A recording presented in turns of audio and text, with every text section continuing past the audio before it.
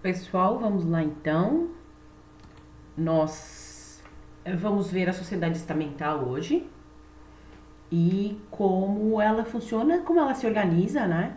Na verdade, é uma revisão que a gente está fazendo aqui da parte histórica para a gente poder entender como é que era dividida essa sociedade, né? Então, vou lá na 237, onde tem, na metade da página, tem estamentos, estratificação social de um mundo em transição, né?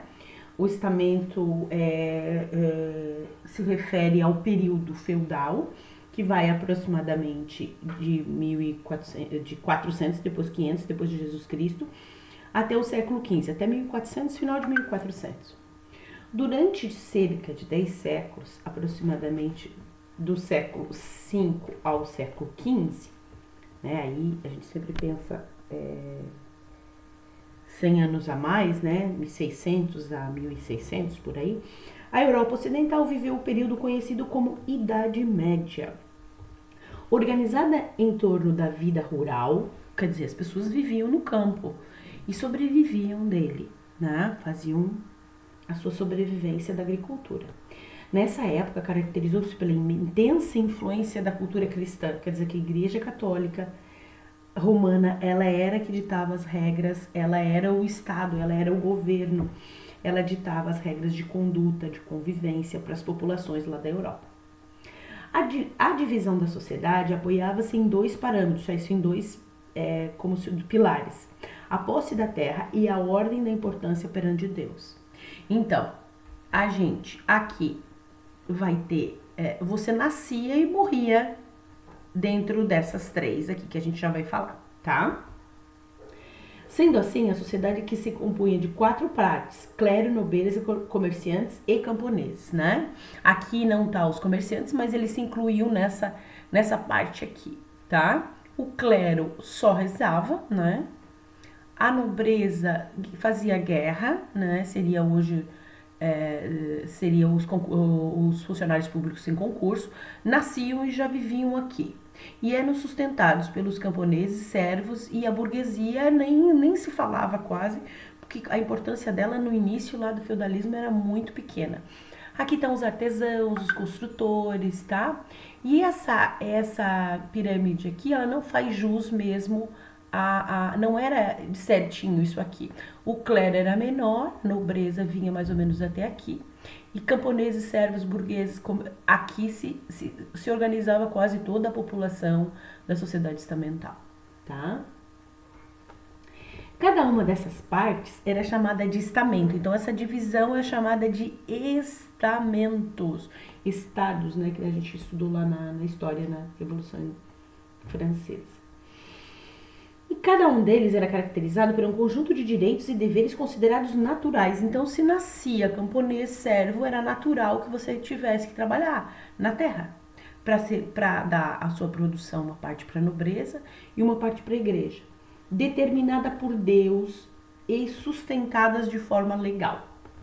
Dizemos que são partes interconectadas, pois para atender às determinações divinas é indispensável compreender o modo pelo qual os conceitos como tradição. Então eles tinham muito essa coisa da tradição, da linhagem, da onde é que você vinha, de que família, da vassalagem, isso é, a obediência a quem estava acima de si, né? E honra predominava no pensamento e na ação das pessoas. Na sua relação direta com a propriedade das terras, não tinha propriedade, era posse. Então a igreja dava o título de nobreza, era a igreja, era Deus, né, que concedia o título de nobreza, e o nobre tinha a posse da terra. Mas quem morava nela eram todos, né? Mas quem trabalhava eram os camponeses, servos, né? Enfim, poucos aqui. Claro que tinham os artesãos e tal, que tá um pouquinho acima ali, mas eles também tinham que fazer sua contribuição para o clero e para a nobreza, tá ok? Passamos aqui, o sistema de castas nós vimos na antepenúltima aula, né? Essa última ideia aqui. Os membros do clero, ali na 238, tá? Ó, vocês percebem lá em cima na fotografia que eles vivem da terra, né? E aqui, aqui na figura acima, no canto superior direito, os camponeses e artesãos trabalhavam para sustentar a nobreza e o clero. charge de autor desconhecido, datada de 1789, ali durante a Revolução que derrubou o rei, né, que é a Revolução Francesa. Continuando a leitura. Os membros do clero detinham mais benefícios, pois se consideravam responsáveis pela proteção espiritual de toda a sociedade. Vem um pouco da antiguidade lá das castas, lembram? Que eram os sacerdotes que tinham poder, que não precisavam trabalhar, só fazer as obrigações religiosas. Por isso eram isentos de impostos e arrecadavam o dízimo. Então eles não pagavam nada, né? A igreja não pagava nada. A nobreza era a dona das terras e arrecadava impostos dos comerciantes, artesãos e camponeses, dividindo-os com o clero. A quarta camada social, formada por servos e camponeses e pequenos artesãos, devia taxas e tributos aos senhores e não gozava de nenhum privilégio, né? Comia bem pouco, né? Mas assim, não tinha desemprego. Isso é uma coisa característica do sistema feudal, que estava todo mundo trabalhando lá no campo, né? Numa comparação com o sistema de castas, o sistema estamental é mais aberto, entre aspas, né? Impõe rígidos obstáculos, mas não impossibilita a mobilidade social. Como analisava Max Weber, os estamentos representaram um momento de transição na Europa. Um sistema social mudava de uma sociedade fechada, estável e organizada por castas, para uma sociedade de classes. No entanto, traços de um sistema costumam permanecer no outro, como eu falei para vocês aqui, ó. O clero, os sacerdotes, o clero aqui nos feudos, os sacerdotes lá no sistema de castas. A nobreza, os que guerreavam, os funcionários públicos, né, a segunda casta maior lá, e os camponeses e servos, a maioria da população. Lembrando que essa pirâmide não faz jus ao tamanho. Então, vamos lá, clero aqui, nobreza aqui e aqui o restante da população. Tá ok? Uma característica, ok, quero ver, numa comparação, tá aqui. No entanto, traços de um sistema antigo costumam ficar, né, permanecer num outro, né. Para o jurista e sociólogo gaúcho Raimundo Faoro, a sociedade brasileira foi moldada de acordo com critérios estamentais, que é o que Portugal tinha na época que colonizou o Brasil. O que é exemplificado pela prática do patrimonialismo, que a gente vai ver na questão política mais tarde. Que é o quê? Tipo tradicional de dominação em que os governantes agem em benefício próprio. Os grandes fazendeiros, né, aqui no Rio Grande do Sul, que sempre dá, e os outros grandes fazendeiros no Brasil até 1939, onde dá uma quebrada na produção, né, por conta da Bolsa de Valores. Mas essa coisa que a gente chama de corrupção, ela tá ligada justamente aqui onde você tem um governo e alguns se beneficiam dessas benesses, né? Por serem amigos, por serem parentes, né? Ou por serem mesmo ricos, né? E que tem uma certa clientela.